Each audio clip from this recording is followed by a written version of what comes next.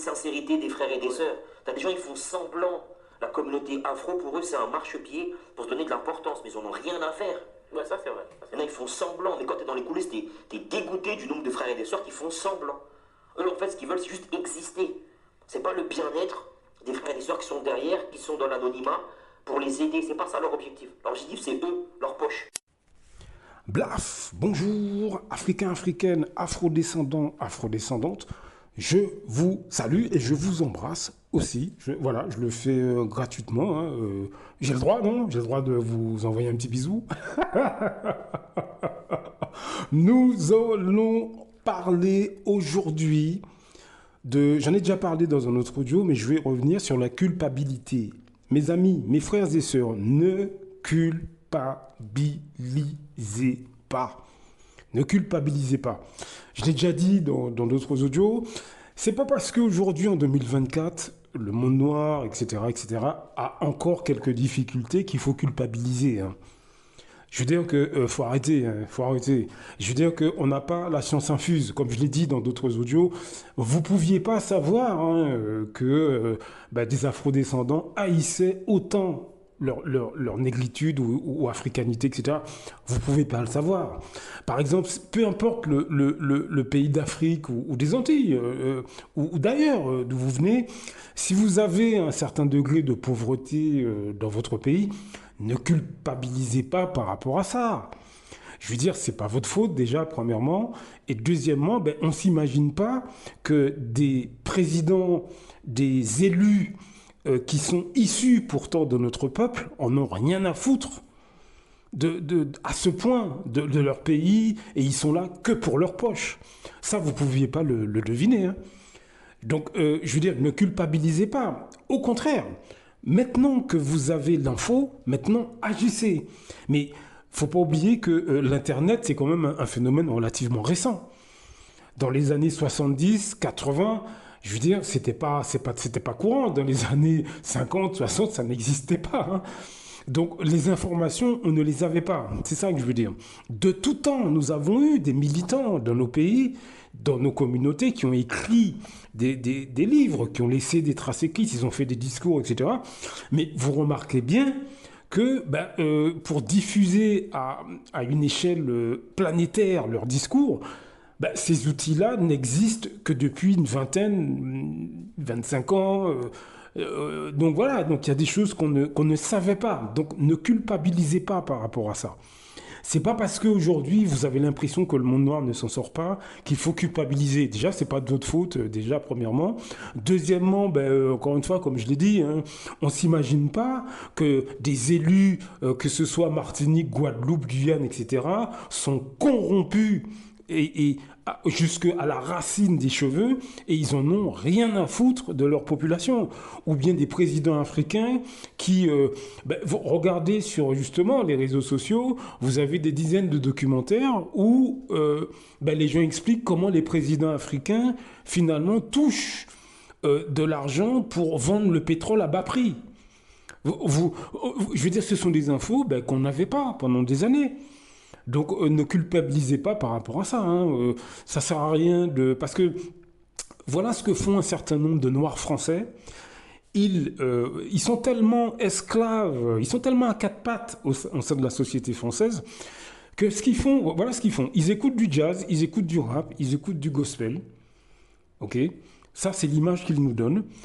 Mais sur les grandes questions qui sont importantes pour nos pays ou nos communautés, à ce moment-là, ils nous culpabilisent. C'est-à-dire que quand c'est pour la musique, danser, rigoler, ça va. Mais lorsqu'on doit parler des problèmes justement que notre peuple rencontre, à ce moment-là, tous les torts, c'est pour nous. Vous n'avez pas remarqué? C'est ça qu'ils font. Tous les torts, c'est pour nous. Hein. C'est-à-dire que, à la limite, si l'Afrique est dans l'état où elle est, 100%, c'est de notre faute. Si le monde noir, les Antilles, etc., sont dans l'état où elles sont, 100%, on a tous les blâmes. Hein. On a tous les blâmes. Ils nous blâment même du fait qu'un grand nombre de gens sont anti-race noire en France. Ils nous blâment aussi. Mais par contre, le jazz, le gospel, danser, manger, ça va. Hein. Donc, ils nous culpabilisent, ces afrodescendants. Et à un tel point que lorsque vous êtes avec eux, parce que, encore une fois, je le répète à chaque fois, Les gens que je vous décris sont parmi vos amis, parmi vos familles. Hein. Vous êtes assis avec eux à Noël sans même le savoir. Et vous remarquerez que lorsque vous abordez des sujets importants pour le monde noir, ces personnes vous disent « Ah ouais, mais non, là, t'exagères.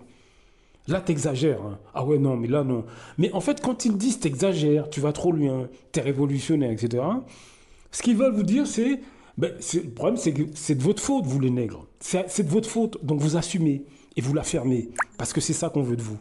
C'est ça que ces noirs français, bien intégrés, jazz, gospel, musique africaine ou antillaise, de temps en temps, le samedi, dimanche, c'est ça qu'ils veulent nous dire. Parce que nous avons des gens, parmi nous, qui veulent bien tout ce qui est manger, danser, rigoler au sein du monde noir, mais concernant les difficultés que nous avons, ils nous accablent avec ça. C'est ce que font une partie des Noirs français. Vous savez pourquoi ils font ça? C'est pour nous écraser de culpabilité de manière à ce qu'on ne dise rien. C'est pour ça qu'ils font ça. La passivité dont souvent nous sommes accusés, hein, les afrodescendants d'une manière générale, vient du fait que parmi nos amis, nos familles, nous avons des gens qui nous accablent au quotidien. Vous comprenez? C'est-à-dire qu'ils nous critiquent. Ouais, le monde noir est pauvre. Ouais, le monde noir ici, on ne s'en sort pas, etc. Mais la façon dont ils font, c'est un reproche qu'ils font principalement à leurs semblables. Vous voyez? Ils ne vont pas essayer de nuancer les choses. Moi aussi, je suis critique. Moi aussi, je pense qu'on n'a pas fait suffisamment. Vous voyez, en tant qu'afrodescendant, en tant qu'Africain, en tant qu'Antillais, en tant que Guyanais, Réunionnais, Camerounais, Congolais, Togolais, etc. J'estime que, natif ou d'origine, hein, j'estime qu'on n'a pas fait suffisamment. Mais là je ne sais pas de vous accabler. Moi, je vous passe l'info. Il y a un grand nombre de Noirs français, hein, jazz, rap, reggae, dancehall, tresse sur la tête, etc. Eux, ils se servent des difficultés du monde noir, mais pour accabler leurs semblables. C'est une manière de vous maintenir au plus bas dans votre tête. C'est pour ça qu'on a beaucoup de mal à avancer. Franchement, je vous dis franchement ma manière de voir les choses. Le problème que nous rencontrons vient surtout de l'intérieur. Pour moi, hein, et pas de l'extérieur. On a tendance à accuser le système français, etc. Oui, c'est vrai, colonisation, esclavage, hein, je l'ai déjà dit dans beaucoup d'audios, mais je pense sincèrement que le plus gros problème qu'on a, ce sont les Noirs français que je décris dans tous ces audios. Antillais, africains, etc., un tout pays confondu. Ce sont ces Noirs qui font des sourires, ils veulent bien, comme je l'ai dit, hein, ils veulent bien du zouk, du jazz, du dombolo, ils veulent bien se saper. Ça, tout ça, la coiffure, la coupe ou la coiffure, le style, rigoler le week-end avec des amis en faisant des grillades, bref, faire du kizomba avec des occidentaux, tout ça, ils veulent bien, ça va. Mais les problèmes importants dont il faut qu'on en discute, ça, directement, ils accablent directement leurs semblables avec ça. C'est de votre faute. En gros, ce qu'ils disent, c'est que bon, vous êtes des cons et même parler de ça, c'est déjà trop. C'est ça qu'ils veulent dire. Ils vous accablent. Je ne sais pas si je suis très clair. Dès parce que ce qu'ils font, c'est que non seulement ils pointent du doigt donc aux afrodescendants, ils pointent du doigt les afrodescendants en leur disant bon vous êtes nuls quoi, vous êtes nazes, regardez c'est la pauvreté, etc. Par contre bon, nous on aime bien votre musique, nous on aime bien la bouffe, etc. Mais attention, on n'est pas du même milieu, nous, hein. Nous on est intégrés, on a un accent parisien, on est bien. On est éventuellement en couple mixte, on est bien, on est top, quoi. Mais tout le reste, les problèmes que le monde noir rencontre, c'est clairement de votre faute. En fait, ils non seulement accablent le monde noir, mais ils défendent les gens extérieurs au monde noir. Est-ce que vous voyez un peu comment... Je ne sais pas si je suis très clair, si j'arrive bien à expliquer. Hein. Mettez dans les commentaires... si je fais une erreur ou j'explique mal, parce que parfois je doute même, je prépare pas hein, les audios que je fais, hein, je fais ça comme ça, bon, alors si c'est pas parfait, je m'en excuse, hein. Mais ce qu'ils font, c'est qu'ils protègent les intérêts des autres communautés en accablant leurs semblables, mais tout en profitant de ce qu'il y a de bon à l'intérieur du monde noir. Voilà en gros leur stratégie. C'est-à-dire que ils sont pas là pour justement, comment dirais-je, participer avec leurs semblables. Même s'il y a des problèmes, on peut en parler, hein, on peut essayer de trouver des solutions. Non, ils vous accablent avec les problèmes du monde noir.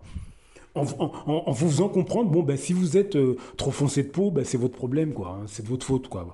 En gros, hein, je caricature, mais c'est ça. Mais par contre, ils aiment bien le jazz, le zouk, le kizomba, le gospel, le dancehall, ça, ils aiment bien. Ça va. Ça va. Donc, observez ce type d'afro-descendants qui utilisent la culpabilité pour bloquer leurs semblables, ceux qu'ils connaissent. Parce que, encore une fois, le monde noir a du mal à avancer, c'est parce qu'au sein de nos familles, parmi nos amis, nous avons des gens qui nous sabotent. Je sais que c'est dur à entendre, hein, ce que je sais. Mais il va falloir affronter ce problème, mes amis. Nous avons des gens qui prétendent être nos frères et sœurs, nos oncles, nos tantes, nos pères, nos mères, mais en fait, racialement parlant, ils ne nous supportent pas. Je vous le dis, ces gens-là sont parmi vos familles, parmi vos amis, vous ne vous en rendez pas compte. Ce sont eux qui font comprendre aux afrodescendants, aux membres de leur famille, aux membres de leurs amis, ce sont eux qui vous font comprendre, de manière directe ou indirecte, hein, que si vous réfléchissez trop, ben vous allez être éjecté du groupe familial, du groupe amical. Donc forcément, vous avez beaucoup d'afrodescendants, hommes et femmes, jeunes comme moins jeunes, ben, ils veulent pas se retrouver isolés. Donc ils ont tendance à se taire sur ces questions. Est-ce que vous comprenez ce que je veux dire? On doit réagir contre ces personnes. Apprenez à être seul. Apprenez à vous en foutre. La famille ne vous parle pas, qu'ils aillent se faire voir. Oui, mais je vous le dis, les amis ne vous parlent pas, qu'ils aillent se faire voir. En long, en large et en travers. Si on veut avancer en tant que peuple, il va falloir qu'on coupe le gazon, hein, si vous voyez ce que je veux dire. Il va falloir qu'on dégage certains. Si certains ne veulent pas vous parler parce que vous avez un certain nombre d'idées en faveur du monde noir, envoyez-les se faire voir.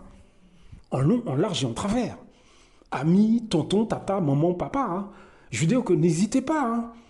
Il n'est pas question, encore une fois, de vous battre avec votre famille ou vos amis. C'est pas ce que je suis en train de dire. Non. Je dis simplement que vous êtes intelligent ou intelligente, vous avez des idées, vous aimez le monde noir, vous l'assumez. Celui qui n'est pas content, il va se faire voir, en long, en large et en travers. Tous ces gens intégrés, petit accent parisien, ils aiment le gospel, ils aiment la musique jamaïcaine, mais ils ne veulent pas être trop foncés de peau. Hein. Tous ces gens-là, envoyez-les se faire voir. Gentiment, poliment, hein, pas de problème, pas besoin de se battre. Hein. Vous passez à quelqu'un d'autre. N'hésitez pas, n'hésitez pas. Encore une fois, nous sommes gangrénés par une catégorie d'afrodescendants déséquilibrés qui, au quotidien, ils nous sabotent en utilisant du chantage émotionnel ou bien du chantage, moi j'appelle ça du chantage social finalement. Tant que vous rigolez, on vous aime. Dès que vous êtes plus sérieux, on vous aime pas. Hein, dégagez ces milieux. Je sais que ça va faire mal, mais vous allez prendre l'habitude. Hein. Moi, dans ma propre vie, j'ai beaucoup de gens que j'ai zappés depuis des années. Il y a beaucoup d'Antillais, d'Africains que je veux même pas. J'ai rien contre eux, hein, mais on n'est pas du même milieu, quoi. Par contre, ceux que j'ai gardés, ce sont vraiment des amis proches et ils sont dans une autre démarche. Ouvrez les yeux. Blaf, à très bientôt. Beaucoup d'Africains se lèvent contre des autres Africains. C'est généralement à travers la corruption. L'Europe, l'Occident le sait. La meilleure façon de faire tomber un Africain qui se lève pour les intérêts des Africains, il faut aller corrompre ses amis ou ses compatriotes. C'est comme ça, c'est toujours à cause de l'argent. Celui qui a fait tomber son car, elle a fait pourquoi? C'est parce qu'il voulait être son car à la place de son car.